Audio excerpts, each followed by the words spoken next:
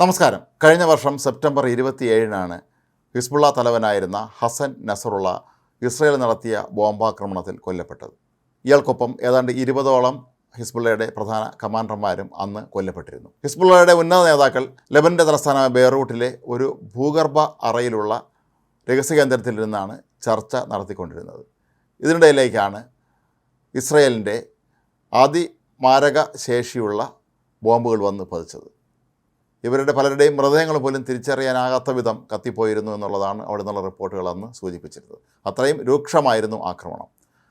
ഹസൻ നസറുള്ളയും സംഘവും ഈ ഭൂഗർഭ അറയിലുണ്ട് എന്ന് ഇസ്രായേലിന് എങ്ങനെ മനസ്സിലായി എന്നുള്ളത് വലിയൊരു ചോദ്യമായിരുന്നു. അന്ന് പലരും പറഞ്ഞത് ഇസ്രായേലിൻ്റെ രഹസ്യാന്വേഷണ സംഘടനയായ മൊസാദ് ലോകത്ത് എവിടെയും അവർ തുറന്നിയെന്ന് കാര്യങ്ങൾ കണ്ടുപിടിച്ച് മനസ്സിലാക്കുകയും ശത്രുക്കളെ നേടുകയും ചെയ്യുന്നതിൽ അഗ്രഗണ്യന്മാരാണ്, അതുകൊണ്ട് അവരെന്തെങ്കിലും മാർഗത്തിൽ കണ്ടുപിടിച്ച് കാണും എന്നാണ് അന്ന് കരുതിയിരുന്നത്. എന്നാൽ ഇത് യഥാർത്ഥത്തിൽ എന്താണ് സംഭവിച്ചത് എന്ന വെളിപ്പെടുത്തലുമായി ഇപ്പോൾ രംഗത്തെത്തിയിരിക്കുന്നത് ഹിസ്ബുള്ളയുടെ തന്നെ ഒരു മുതിർന്ന നേതാവാണ്. ഇയാൾ പറയുന്നതനുസരിച്ചാണെങ്കിൽ ഒരു ഹസ്തദാനത്തിലൂടെയാണ് ഹസൻ നസറുള്ളയുടെ ജീവനെടുക്കാൻ മൊസാദ് തയ്യാറായത്. അതിനായി നസറുള്ളയുടെ വിശ്വസ്തനായ ഏതോ ഒരു ഇറാൻ പൗരനെ അവർ കണ്ടെത്തി എന്നാണ് പറയുന്നത്. സാധാരണഗതിയിൽ ആർക്കും തന്നെ ഹസൻ നസറുള്ളയുടെ അടുത്തേക്ക് പോകാൻ കഴിയുകയില്ല എന്നിരിക്കെ ഹസൻ നസറുള്ളയും വളരെ അടുത്ത ബന്ധം പുലർത്തുന്ന ഏതോ ഒരാളിനെ തന്നെയാണ് ഇവർ ഇതിനായി കണ്ടെത്തിയത് എന്ന് പറയപ്പെടുന്നു.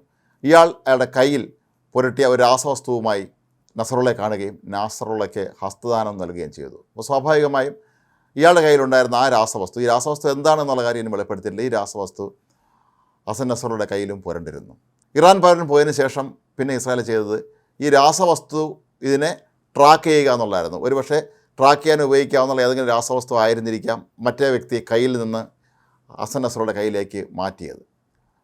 അങ്ങനെ അവർ വളരെ പെട്ടെന്ന് തന്നെ ഈ സ്ഥലം കണ്ടെത്തി എന്നാണ് പറയപ്പെടുന്നത്.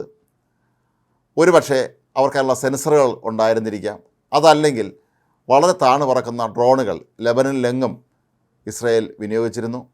ഈ ഡ്രോണുകളെ പിടിക്കാൻ ഒരിക്കലും ലെബനൻ്റെ റഡാറുകൾക്ക് കഴിഞ്ഞിരുന്നതുമില്ല. ഒരുപക്ഷെ ഈ ഡ്രോണുകളാണോ ഇത് കണ്ടെത്തിയത് എന്നും സ്വാഭാവികമായും സംശയിക്കപ്പെടുന്നുണ്ട്. അങ്ങനെ കൃത്യമായി ഹസൻ നസറുള്ള സംഘവും ഇരിക്കുന്ന സ്ഥലം കണ്ടെത്തുകയും അവിടേക്ക് മാത്രം കൃത്യമായി ആക്രമണം നടത്തുകയും ചെയ്തു. അമേരിക്കൻ നിർമ്മിത ബങ്കർ ക്ലസ്റ്റർ ബോംബുകളാണ് ഇവരുടെ ഉപയോഗിച്ചത്. അതിശക്തമായ തോതിലുള്ള പ്രഹരശേഷിയുള്ളതാണ് ഈ ബോംബുകൾ.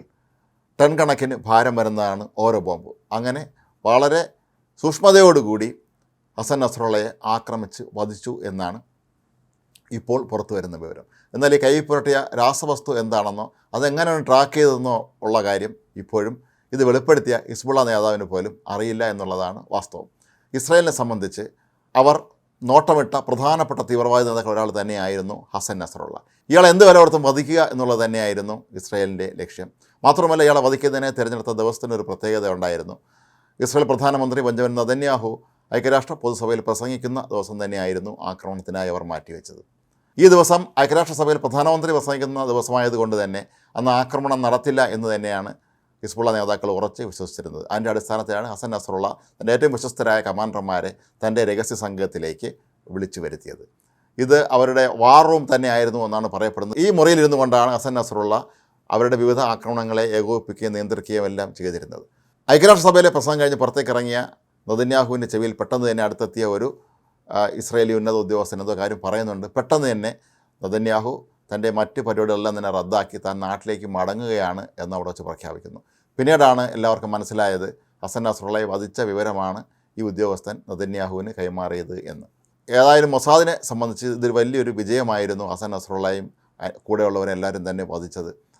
എങ്ങനെ ഇത് സാധിച്ചു എന്നുള്ളത് ആർക്കും മനസ്സിലായിരുന്നില്ല. ഏതായാലും ഒരു ഒറ്റുകാരൻ അവിടെ ഉണ്ടായിരുന്നു എന്നുള്ളത് 100% എല്ലാവർക്കും ഉറപ്പായിരുന്നു. പക്ഷെ അതാരാണ് എങ്ങനെയാണ് എന്ന് അന്നും ഇന്നും ആർക്കും അറിയില്ല എന്നുള്ളതാണ് ഇതിൻ്റെ പ്രത്യേകത. അങ്ങനെ ഒരു ഹസ്തദാനത്തിലൂടെ ഒരു വലിയ തീവ്രവാദ നേതാവിനെ തീർത്തു എന്നുള്ളതിൻ്റെ ആ ഒരു ക്രെഡിറ്റും ഇസ്രായേലിൻ്റെ രഹസ്യാന്വേഷണ ഏജൻസിയായ മൊസാദിന് സ്വന്തം.